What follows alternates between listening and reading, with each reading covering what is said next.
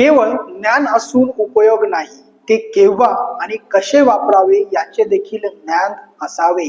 मित्रांनो नमस्कार, मी ॲडव्होकेट गोकुळ कदम पुणे येथून आपले स्वागत करतो. गावठाण जागेचे कागदपत्र पुरावे हे आपल्याकडे आहेत, परंतु त्या जागेचा ताबा आपल्याकडे नाही. अशा वेळी काय करावे असा प्रश्न हा अनेकांना आहे. यासाठी कोणते कायदे आहेत आणि त्या जमिनीचा ताबा आपल्याला आपल्या पुराव्यानुसार मिळेल का, हे समजून घेणं अत्यंत आवश्यक आहे.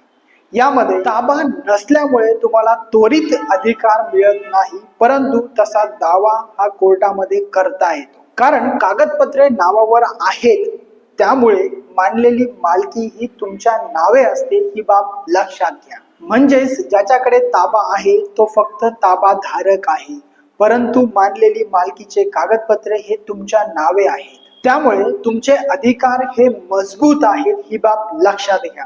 यासाठी ज्या व्यक्तीचा ताबा त्या जमिनीवर आहे त्याला नोटीस पाठवणं गरजेचं आहे आणि तसा रीतसर अर्ज हा तहसीलदारांना पुराव्यासह करणं गरजेचं आहे. परंतु तहसीलदारांना थेट अर्ज करायचा नाही.